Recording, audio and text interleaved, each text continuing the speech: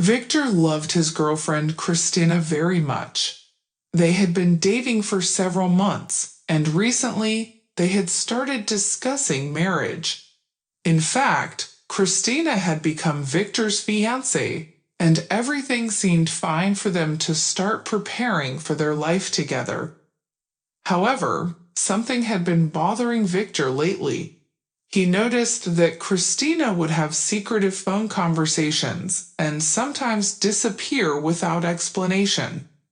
On one hand, he could understand that she might be feeling nervous and in need of some time off for a few days, but the problem was that she wouldn't tell Victor where she was going.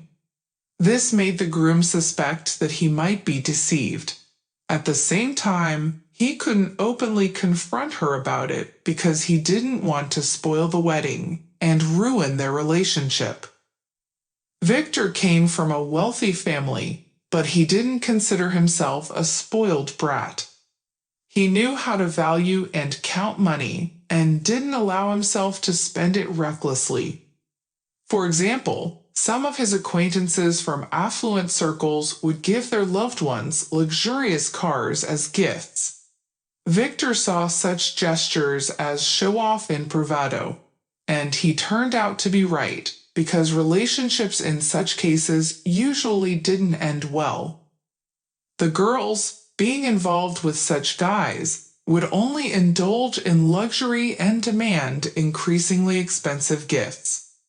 In his youth, Victor lost his parents in a car accident, and his upbringing was taken care of by his grandfather, Petr Borisovich. He taught his grandson to be wise, and at the same time instilled in him frugality, despite Victor being able to afford not to worry about money thanks to a successful business that brought in good income in memory of his deceased parents. His grandfather wouldn't allow him to squander money left and right and created a financial safety net for his future. In light of this, Victor began to doubt his fiancée. Too many factors were coming together. Victor remembered how his grandfather always planned several moves ahead, so he said, "You must be able to penetrate into another person. Imagine yourself as a chess player and determine the next move to become a king." His grandfather taught him many things, primarily to see through people. It could be said that Petr Borisovich literally instilled this science in him, but he had been gone for 2 years. That's why, armed with his grandfather's instructions and advice, Victor decided to test Christina and made arrangements with a family friend who worked as a head of a private clinic to accommodate him for some time. Victor planned to organize an effective hospitalization of Andrei Yevgenyevich and did everything possible to ensure that Victor wouldn't feel lonely. At the same time, the Godson's request came as a surprise to him. "Are you sure this will help?" Andrei Yevgenyevich asked. "I think so," Victor replied. "At least, that's how I feel." "You know your actions, how should I put it?" The head of the clinic wanted to continue but hesitated. "Well, don't finish it." Victor wanted to say something cynical, but instead he said that word. "To be honest, yes," Andrei Yevgenyevich nodded. "I just haven't encountered such a situation. My Luba and I have been together for almost 30 years, and we've never had any reasons for mistrust." "Exactly, you've been together for 30 years, Victor supported him. "And I'm about to start a family, and I want to know if my bride has any secrets from me. I told you what's been happening with her lately, didn't I?" "Yes, I remember." The head of the clinic nodded. "Well, let's try as we agreed, but if anything goes wrong, it's not my fault. I don't want Christina to hate me for the rest of her life." "Great, Andrei Yevgenyevich, thank you." Victor shook his hand. The head of the clinic instructed the staff to assign a separate room for Victor. He intentionally didn't inform the personnel that the patient was someone close to him, so as not to disrupt the investigation. When Christina received a call from the head of the clinic, she was at a party, and it seemed that she wasn't even concerned about something happening to her fiancé. Upon learning from Andrei Yevgenyevich that Victor was in a coma, Christina hurried to come. She was greeted by the administration and escorted to the room. The head of the clinic entered the room with her. The patient lay unconscious on a special functional bed. A tripod with an IV drip stood nearby, and monitors on both sides beeped, displaying the patient's overall condition. Christina covered her mouth with her hand, and Andrei Yevgenyevich thought she was about to cry. He took a handkerchief from his lab coat pocket and handed it to her. "Take it. That mascara will smudge all over your face." "Thank you, I don't need it. I've already pulled myself together," Christina declined. "Doctor, how did this happen?" "He passed out in the car." "How did he get here?" Andrei Yevgenyevich replied. "It was an accident." "Such a horror," Christina exclaimed, her eyes widening. "No, there was no accident. Before losing consciousness, Victor managed to hit the brakes, and the car simply stopped in the middle of the road. Traffic police officers passing by discovered him." "Tell me, how long will he remain in this state?" Excitedly, Christina pointed at the sleeping Victor and asked, "Can't you tell me anything definite yet?" Andrei Yevgenyevich became flustered. "It all depends on the body, and how effective our treatment will be. But at least be prepared, Christina. It could be a few days or even months," he shrugged, replying as the head of the clinic. "What a horror," Christina repeated. "We were planning to get married. I've already informed all our relatives that I'm getting married. What do we do now, doctor?" "Well, we just have to wait, my dear," Andrei Yevgenyevich replied, patting her shoulder. "Well then, I'll leave you alone. You probably need some time to think." Andrei Yevgenyevich glanced briefly at Victor, raised an eyebrow, and from that look, Victor almost gave himself away. He not only heard but also observed what was happening, trying to do so discreetly so that Christina wouldn't suspect anything. And when his godfather turned his gaze on him, he almost burst out laughing. It took great effort for him to continue pretending to be asleep. "Leave the room, Andrei Yevgenyevich," he sighed deeply to himself and said, "Just hope she doesn't notice anything." At that moment, a nurse happened to pass by, and, hearing that the head of the clinic whispered something, cautiously asked, "Did you need something, Andrei Yevgenyevich?" "No, not yet. Go back to work." He waved his hand at her and went to his office.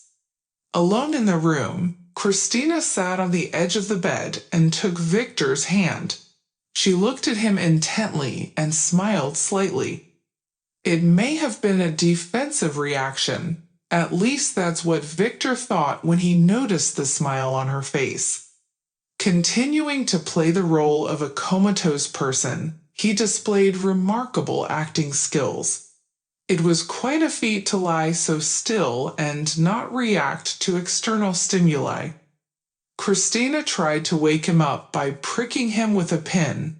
Victor could barely endure the pain. Not a single muscle twitched on his face, and his hand didn't flinch, as would usually happen to someone being pricked with a sharp object. No, Victor played his role brilliantly. All that was left was to wait for the next move from the bride-to-be, and she didn't keep him waiting for long. Christina took out her phone from her purse and started making a call. Victor strained his hearing, waiting for a response. The bride seemed to coo with the recipient of the call, saying, "Hi. Yes, I've missed you too. I wish we could be together already." Yes, the person on the other end seemed to respond positively, and Christina continued, "You won't believe it, darling, but that rich man ended up in the hospital by himself. I didn't even have to poison him." Victor almost broke character and jumped off the bed upon hearing such words from his bride. What he really didn't expect was his own death. It seemed that Christina had planned an attack on him and intended to use poison, but his coma had saved him from that execution. It was even terrifying to imagine what he would have had to endure. Victor's knees trembled under the covers, but thankfully Christina didn't notice because she continued talking on the phone. The situation was almost in the bag for the bride. All that was left was to arrange something with the nurse and inject something into the IV drip. Victor's heartbeat quickened, but luckily the machines only simulated functioning. Otherwise, Christina would have become alarmed and called the doctor. However, everything turned out fine, and Victor managed to calm his nerves. At the same time, he was shocked by the fact that his bride planned to use the nurse for murder. It seemed his suspicions about her were justified. It was good that he decided to pretend to be in a coma. It helped expose Christina. However, for now, he decided not to reveal himself. He needed to give his bride some time for active actions. Christina finished the call, kissed him on the cheek, and left the room as if nothing had happened. A few minutes later, Andrei Yevgenyevich arrived, but how did the audience with the bride go? "Poorly, very poorly," Victor replied. "What's the matter? Didn't she even shed a tear?" Andrei Yevgenyevich jokingly asked, unaware of what actually happened. "You won't believe it, but she wanted to kill me," Victor said. "Really? Now that's something." Andrei Yevgenyevich shook his head unexpectedly. "And how did her desire to kill you manifest itself?" "Well, her intention to kill you." Victor told his godfather that Christina was talking to someone on the phone. She conversed so sweetly with the person on the other end that it was easy to guess it might be her lover. She even confessed that she didn't have to poison her fiancé because he ended up in the hospital by himself. At that point, Victor paused and then continued. "And the most disgusting part is that Christina was planning to negotiate with the nurse to inject something into my IV drip." "Don't worry, that definitely won't happen," Andrei Yevgenyevich reassured him, placing his hand on his shoulder. "All the procedures, well, as you understand, they are just pretend. It will supposedly be done by Tatiana, as if she's the one taking care of you. She has already been informed about everything, and besides her, no one from the medical staff will come to you. And if," Victor speculated, "she won't do anything to you," Andrei Yevgenyevich replied, putting his hand on his shoulder. "Death won't be an option for the sisters. I have complete control over them. Besides, there's another person who won't add anything, because you'll be receiving it from the restaurant. My relative works there, you know him, Oleg Pavlovich." "Yes, Uncle Pasha often visited Grandpa," Victor nodded in agreement. "Well then, there's nothing to worry about," Andrei Yevgenyevich concluded. "By the way, should we report her to the police?" "No, there's no need to do that yet." Victor stopped him with a hand gesture. "Let's see what she does, and then we'll act accordingly." "All right, as you say, Godson. If anything urgent comes up, call me on my cell immediately." "Thank you, Andrei Yevgenyevich. I'm very grateful to you." Victor thanked him. The head of the department left the room, leaving him alone. Victor really needed to think seriously, first and foremost, about what to do with Christina. It would be more correct, of course, to reveal himself and tell her there was no coma and end things with her. But something told Victor that he should play out this role to the end. Internal intuition told Victor that interesting events lay ahead. At the same time, the question of who Christina was talking to remained unanswered. It was reasonable to assume it might be her lover, with whom she was talking so sweetly. However, Victor also speculated on another possibility. The person on the other end of the line could be an accomplice of his bride, and in that case, the situation was heating up. Because instead of her, that person would agree to eliminate Victor, and no one would suspect a thing, as everyone was expecting actions from Christina.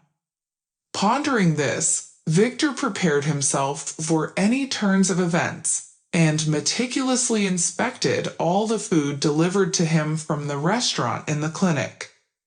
There was a laboratory, and Nurse Tatiana would send it for analysis, but nothing suspicious was found, and Victor ate everything calmly. Several days had passed since Christina last visited him. She hadn't shown up again, which made him think that his bride was plotting something. In the tedious anticipation of her next move, Victor decided to hire a detective. There was one agency in town where his acquaintance Dmitri worked. He arrived on the same day Victor called him. Not understanding what was going on, Dmitri rushed to the bed and blurted out, "Good Lord, did your competitors do something to you?" "Relax, Dim," Victor replied with a smile. "It's all part of the plan. I decided to test my fiancée, and it turned out she wanted to poison me." "No way," the detective exclaimed in surprise. "Exactly?" Victor nodded. "What do you think we should do next?" "I want to gather information," Victor suggested. "Collect everything you can find. And most importantly, keep an eye on what she's up to. She hasn't visited me for several days now, as if she's plotting something illegal." "I understand. I'll do everything," Dmitri nodded.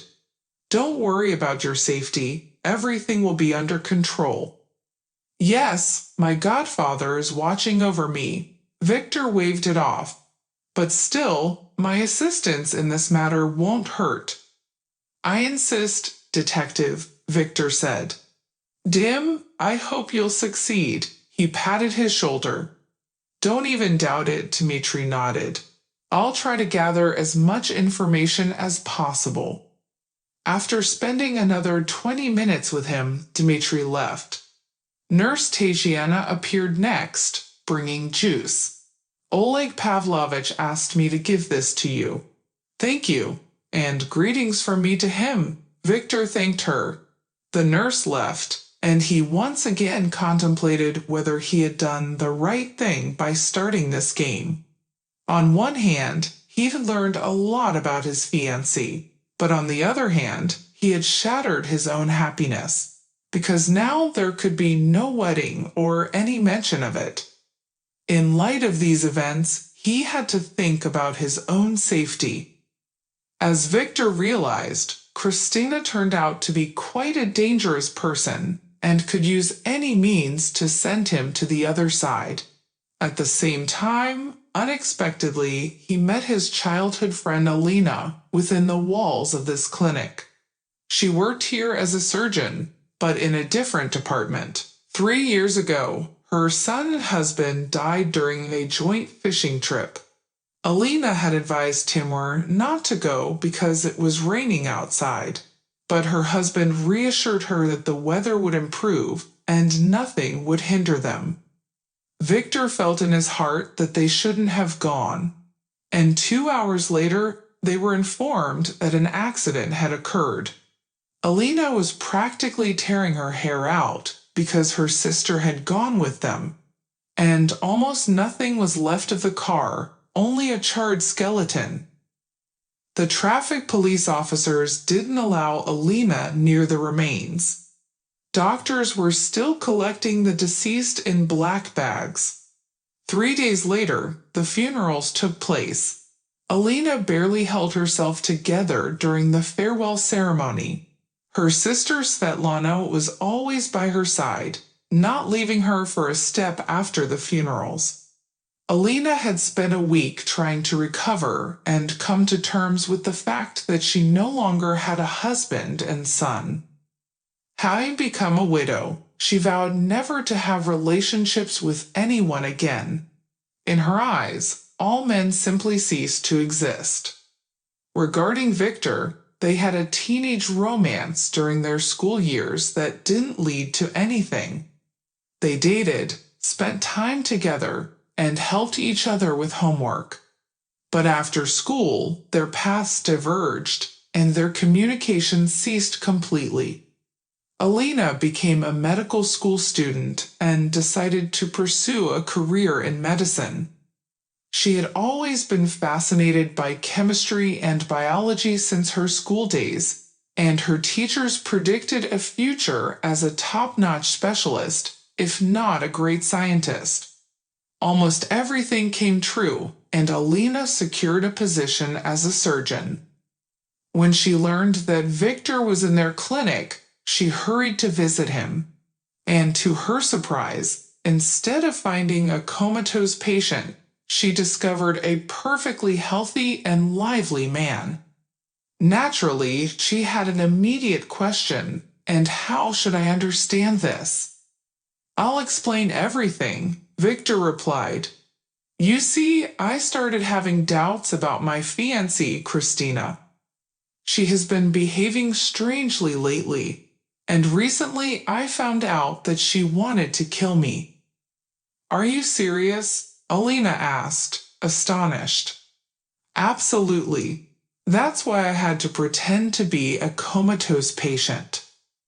Well, you came up with an original way, Alina said, trying to hold back her laughter. And here I was, rushing to your room like a madwoman, thinking you were really in a critical condition, she added, blushing slightly. I understand, Victor smiled, and in his mind, he thought, it seems she hasn't forgotten about me. These thoughts indicated that Victor believed there was a mutual attraction between them, and he wasn't mistaken. Alina offered not only to participate in his charade, but also to take care of him.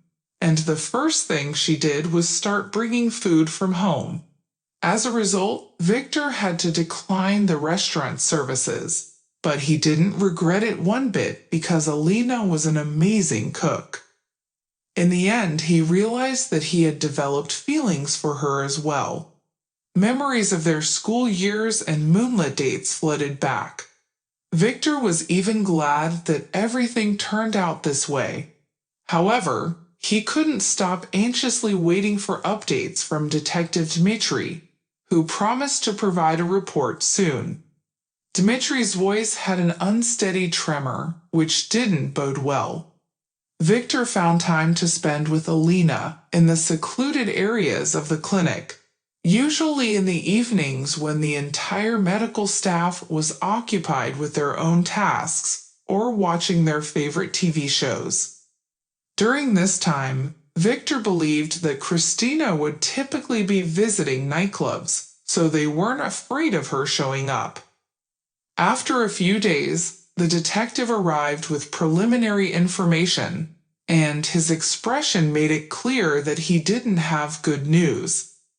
After taking a sip of water from the glass on the bedside table, Dmitri spoke. I want to warn you, Christina is keeping an eye on your condition. What makes you say that? Victor frowned. I've been observing her for a long time and documenting all her moves, the detective replied.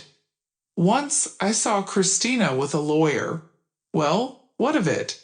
Victor asked. Maybe she wanted to make a prenuptial agreement. If only it were that simple, Dmitri said, his voice filled with concern. I investigated and found out that this lawyer was digging into information about your business. I have a feeling that Christina is after your money. Interesting, Victor crossed his arms and mused while pacing the room. So you're saying she hired a lawyer to take away my fortune, but I haven't figured it all out yet. That's not all I wanted to tell you, the detective interrupted. Christina was seen with another man.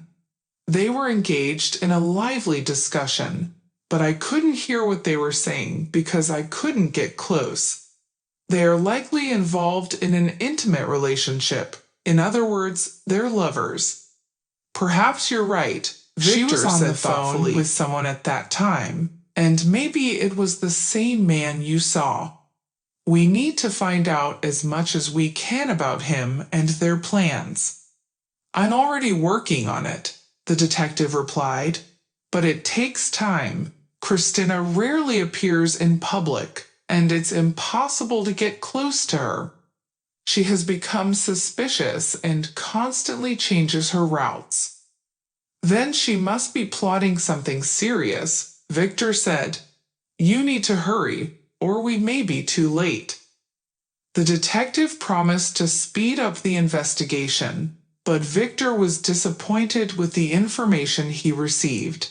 He didn't expect Christina to attempt taking away his business, especially considering she didn't know if her fiancé would return or not. The doctors had said it could take months. Christina must have decided to accelerate events to avoid ending up with nothing. Victor wanted to take the risk and expose his cards by inviting Christina to his room, but following Alina's advice, he decided to wait a little longer. Besides, Christina hadn't made any attempts to get rid of him yet. She continued to see another man and consult with lawyers while the detective carefully documented all these details. Unfortunately, he had little information to share. Several more days passed, and nobody bothered or killed him, or rather, no one came or attacked him. It seemed as though the bride and her lover had changed their minds. However, a sense of fear still lingered, and Victor expected a twist at any moment. Unable to bear it any longer, he decided to end this comedy by calling off the detective. Victor instructed Nurse Tatiana to call Christina and urgently summon her to the clinic. She was unhappy about having to interrupt important matters. She had just begun laying the groundwork to take over her fiancé's business, and now she received an urgent invitation to the clinic. Christina expected to see anything but Victor's resurrection. His return to reality was not part of her plans. Christina hoped that the doctors hadn't made a mistake, and that Victor should have spent at least a few months in a coma. With these thoughts in mind, she arrived at the clinic. She rudely swung open the door to the room and almost stumbled. Victor was lying on the bed with his eyes open, smiling, while a nurse adjusted his pillow. For a moment, Christina was speechless, not knowing what to say. Then Victor took charge of the situation and said, "Well, hello there, my dear. You must have missed me while I was forcibly asleep." "I can't believe my eyes. The wonders medicine can do," Christina managed to respond. "That's not all. I heard they're even resurrecting the dead." Victor decided to joke. "But in my case, they wouldn't have had to do anything." Christina didn't understand what that meant. "I wasn't in a coma," Victor replied. "And why did you need to do this?" "You see, I had doubts about your trustworthiness." Victor continued his story. "You frequently disappeared without explaining where and why, secretly talking to someone on the phone. Those were my personal matters," Christina tried to evade. "Yes, That's true, Victor nodded. But lately, there have been excessive expenses and suspicious actions on your part. So I decided to pretend to be a catatonic patient. He told her everything she already knew, especially about the phone call in the hospital room, the meetings with another man, and her attempts to take over his business, including her intention to poison Victor.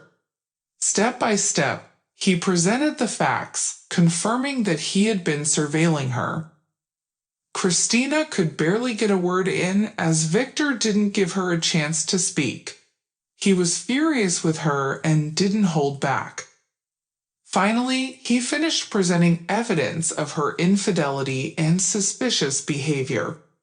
Taking a deep breath, Victor asked, "But now, what do you have to say about all of this?"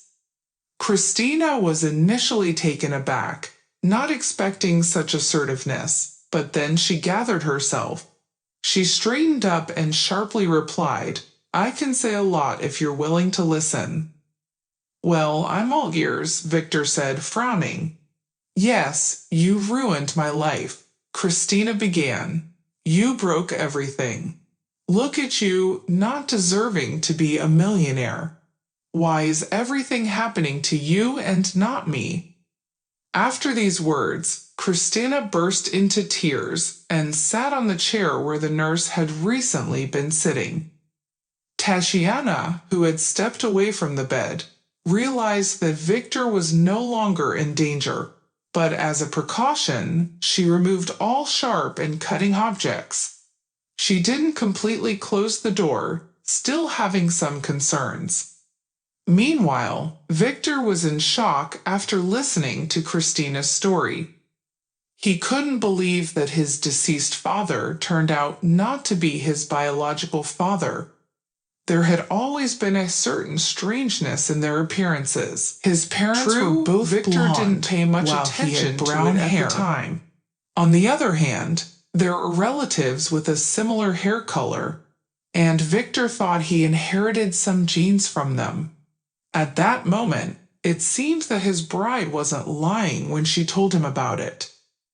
Victor got off the bed and approached Christina. "I didn't know," he said, placing his hand on her shoulder.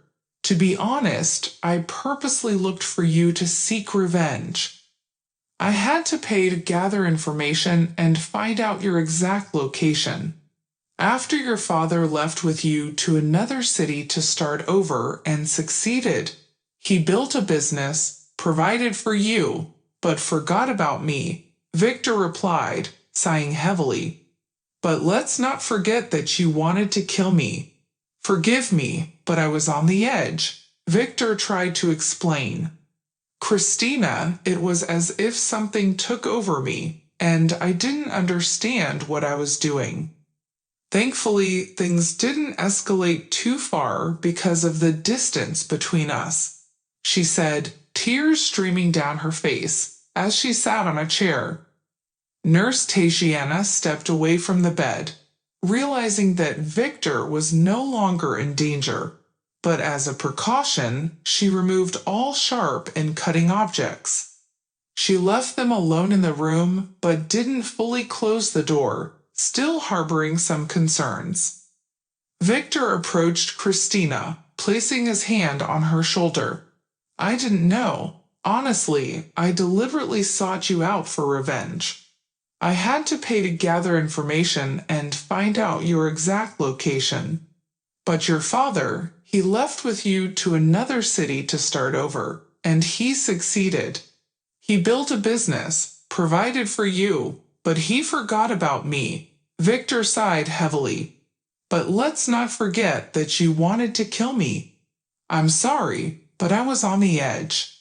Christina wiped her tears gently and asked Victor, "I will consult lawyers today to prepare the transfer of half of my fortune. But this is more than I had anticipated." Victor waved his hand dismissively. "I don't need anything that belongs to others. Besides, by law, you have the right to start a business. However, I have one request for you. What is it?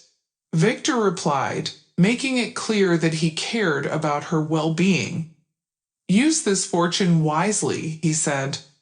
I hope you understand what I'm trying to say, he added. Yes, I do, Christina nodded and left the room. Victor felt a heaviness in his heart. While things seemed to have cleared up, many unanswered questions arose, especially regarding his father. Why did he, even though not his biological father, abandon his daughter without support? He couldn't have been unaware that his first family also needed money. Something was amiss, and it appeared that the problem lay with Christina's mother. His father wouldn't have simply left his first wife and child without a reason. Victor remembered how his father, Nikolai Sergeyevich, held him and his mother in high regard. He would go to great lengths to provide for them, ensuring they lacked nothing, and there was never a day without a gift. Nikolai Sergeyevich didn't spare any expense, a testament to his respect for family values. Soon, lawyers prepared the necessary documents and called Victor. He went to the office, where Christina also arrived, alone without the man the detective had seen with her. Victor didn't inquire about his whereabouts and simply signed the agreement to divide the spheres of influence in the business. However, Christina suggested giving him the final say. She wasn't well versed in trade and preferred to receive dividends only. Victor agreed to her proposal, as it was mutually beneficial. He remained the de facto owner of the farm, but shared the profits with Christina. This arrangement allowed him to run the business peacefully, without worrying that his stepsister would suddenly bring it to ruin. Victor honestly shared a portion of the inheritance with Christina. They buried the hatchet, which had been hanging over them like the sword of Damocles. His stepsister swore she hadn't intended to send him to the other side. Yes, at first, such thoughts crossed her mind, but then she realized that there would be severe consequences. Most likely, at some point, the fear of losing her freedom outweighed any malicious intentions. Victor forgave Christina, but warned her not to engage in any machinations. In addition, he transferred a portion of the money he inherited from his father to her account. Together, they visited his father's grave, where he was buried next to his mother. Christina stood at the grave, weeping and whispering something to herself, seemingly trying to communicate with the father who abandoned them many years ago. After all these events settled down, Victor continued to see Alina. They enjoyed their time together, despite her vow to avoid other men. Alina was an orphan, not because she grew up in an orphanage, but because all her relatives had passed away. Her parents had died at a young age, leaving a lasting impact on Alina. She increasingly distanced herself from new acquaintances.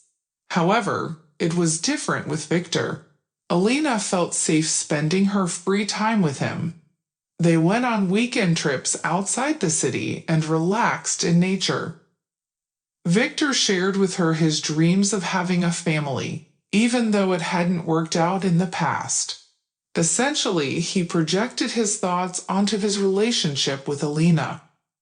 From an outsider's perspective, it seemed as if they hadn't lost each other at all, and this temporary break had tested their resilience. Nevertheless, the question of his true father tormented Victor. If Nikolai Sergeyevich became involved with his mother after Victor was already born, then who was his biological father? Why didn't his mother ever tell him anything about it? Of course, now no one could provide answers. Victor could only speculate that his biological father had done something wrong to his mother, and she ended the relationship to erase that person from her life. The reflections on this matter led him to the conclusion that his mother was most likely forced to make that choice. He had no right to judge her because she gave him life. And with the arrival of Nikolai Sergeyevich, their financial problems disappeared. He simply had to accept the fact that his mother made the right decision. At least Victor was spared from concepts like hunger, cold, and poverty.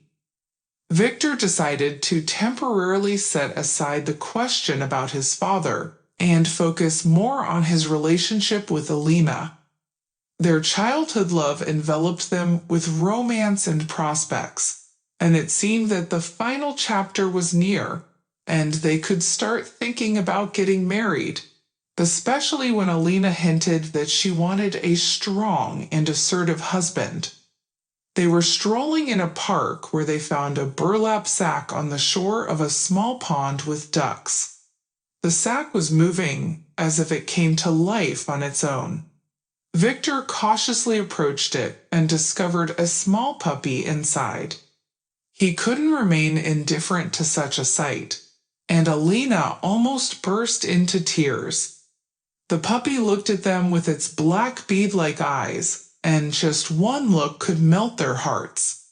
Victor and Alina decided to take the puppy, not blaming it for the mistreatment by its previous owners. They understood that those people were cruel, perhaps even monsters, to toss a pet in a sack, hoping it would drown.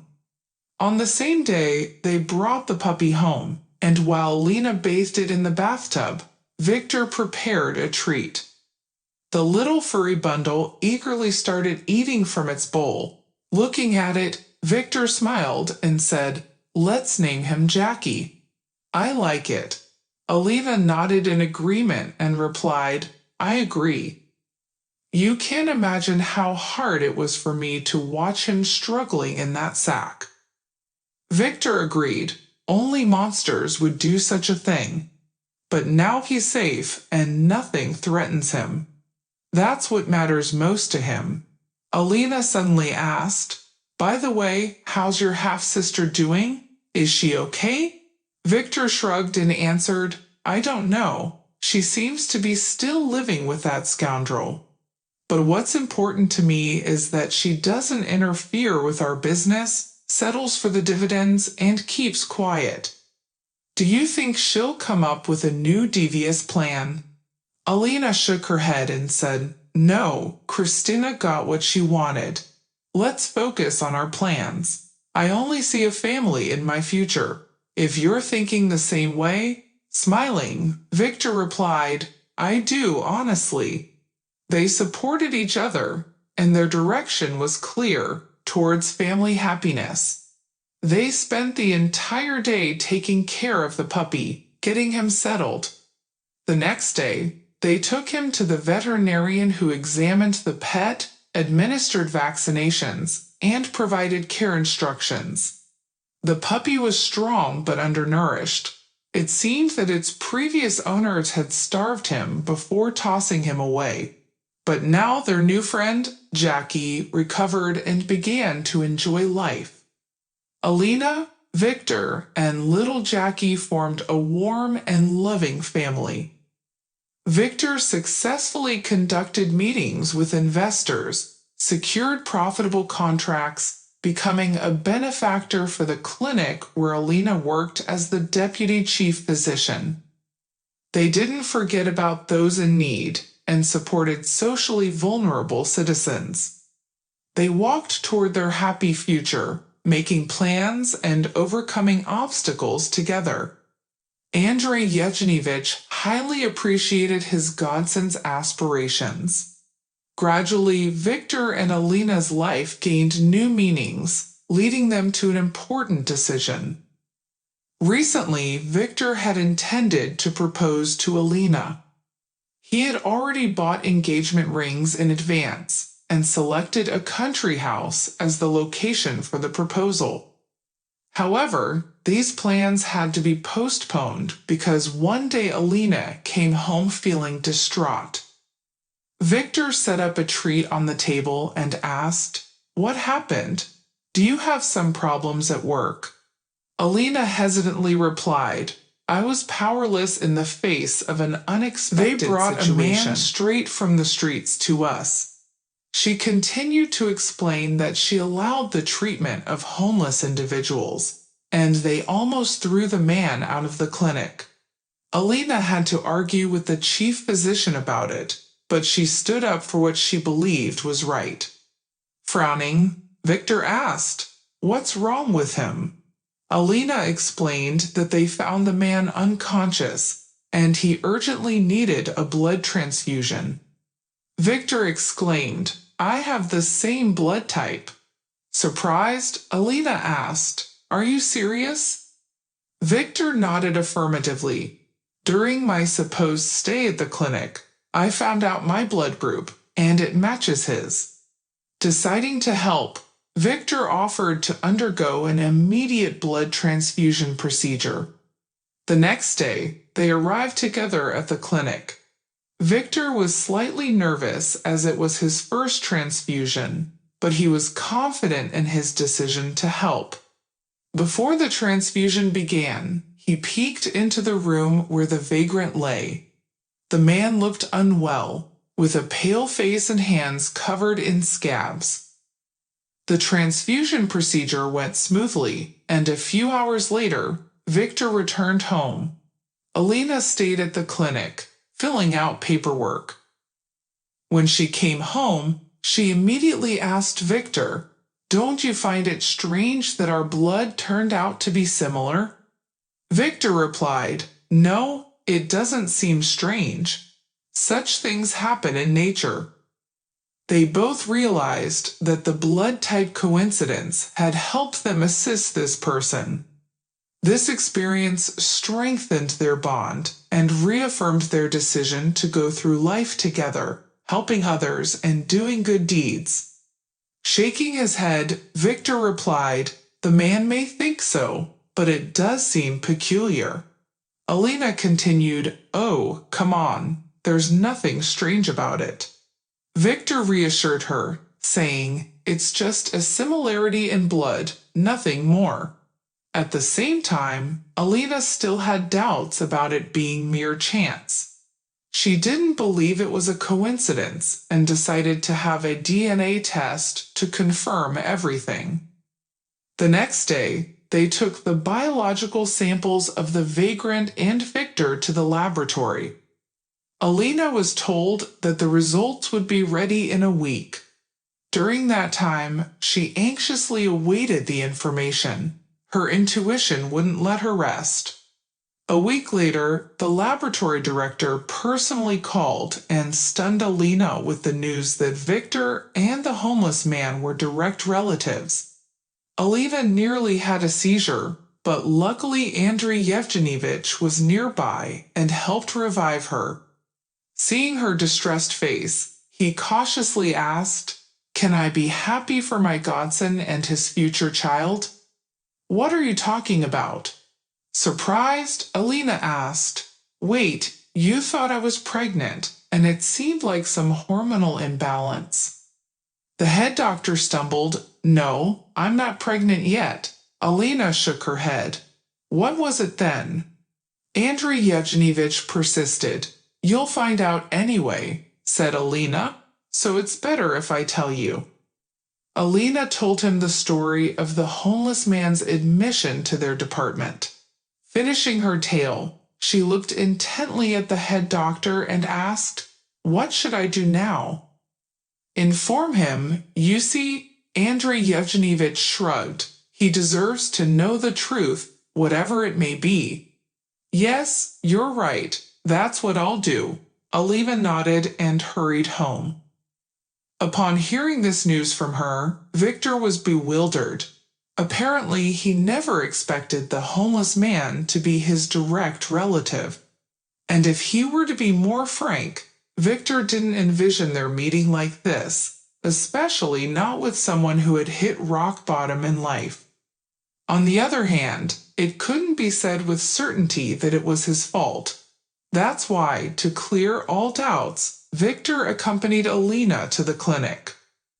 By that time, the man was able to move around the room independently and interact with the medical staff.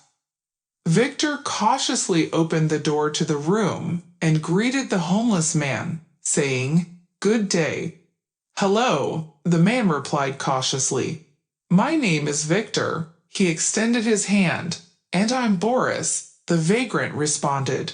Shaking his hand gently, Victor said, "Here's the thing. I became a donor and helped with the transfusion."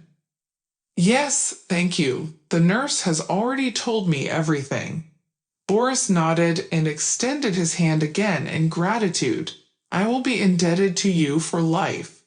I will light a candle for you in church." "It's nice to hear that, of course," Victor responded, "but I would like to hear from you about how you parted ways, not on Kovalevskaya Street." The vagrant even flinched upon hearing the name and surname of the woman. Clutching his heart, he sat down on the bed and whispered softly, "It was so long ago, yet I'm curious." He was on his own trajectory. "Why do you need to know?" Boris cautiously asked. "I am her son," Victor calmly replied. "It can't be, it can't be," Boris cried as tears streamed down his face. "It's all my fault. Calm down, everything is fine. No one is going to blame you," Victor reassured him. Placing his hand on Boris's shoulder, Boris began to recount his past vividly and in detail. It turned out that Victor and Nina had a warm relationship. They even planned to get married, but soon broke up due to a foolish misunderstanding. Boris became jealous of her childhood friend, and they had a big fight over it, even though there was no reason for jealousy. Nina told him she never wanted to see him again. After their breakup, Boris ended up behind bars for beating up a rich man who was harassing Nina and trying to force himself on her. Boris stood up for her, but he underestimated his own strength, and he was sent to prison for a long time. Eventually, he learned that Nina died in a car accident and decided to erase her from his memory completely. Over time, Nina gave birth to a son whom she named Victor. Nikolai came into the picture, ignoring the fact that she already had a child, and he fell in love with Nina. He proposed that they live together and became a stepfather to Victor, although the boy retained his mother's surname. Nina was glad that the difficulties in her life were over, and she carefully hid Victor's true parentage from Nikolai. After his release from prison, Boris began rebuilding his life. He had no support from his deceased parents, and his relatives turned their backs on him. He found a job and tried to start anew. He didn't want to interfere with Nina's new family and kept his true paternity of Victor a secret from Nikolai. Victor had contemplated this matter many times and wanted to uncover all the pieces of the story to solve the puzzle of his past. Now he knew the truth about what had happened between his parents. He approached his father, stood up from the bed, and walked around the room. Alina stood near the window, watching him. Victor told his father that the past was behind them, and they needed to live in the present. Boris cautiously asked if Victor was sure. Victor nodded and said that there was no longer a reason for resentment. They both made mistakes and paid the price for them. He only regretted that his mother never acknowledged his true parentage. Boris shrugged and apologized to his son for not taking any action. Victor hugged his father tightly and said he had been waiting for this moment for so long. Boris replied that it wasn't Victor's fault since he didn't know about his birth. They were both happy that they were able to rebuild their relationship, and Boris moved to live with Victor in the countryside. Of course, it was clear that Boris had no experience in business, but he excelled as a supplier. Victor found strong support in his biological father, while not forgetting his stepfather, who had done a lot to provide a comfortable life for the children. Together, they visited the cemetery and paid their respects to the departed. The father silently looked at the gravestone and shed quiet tears, while Nina appeared to be looking at him from the monument, smiling as if nothing had happened. Victor purposely chose that photograph to make his mother look less gloomy. Life took on new colors, and soon Victor proposed to Alina. The engagement rings finally had their moment, and everything happened exactly as he had planned in the countryside home. The father wholeheartedly congratulated the young couple and wished them all the best. He also hinted that he would like to live long enough to see his grandchildren, which would be true happiness for him. Embracing their son and Helena, Boris said, "We never thought." Victor hesitated for a moment with a response. "But anything can happen. What do you say, beloved?" "We'll live and see," Alina replied with a smile. A month later, they officially got married, and the wedding took place in their countryside home. They invited all their acquaintances and loved ones. The families of the guests were so numerous that they had to set up additional tables in the gazebo. But this only made the wedding celebration even more magnificent. Victor and Alina were at the center of attention, receiving warm words of congratulations and generous gifts from the guests. And a couple of months later, Alina delighted the family with the news of her pregnancy. The men were overjoyed. If you enjoyed the story, I hope for your support with an upvote. Thank you and have a great day.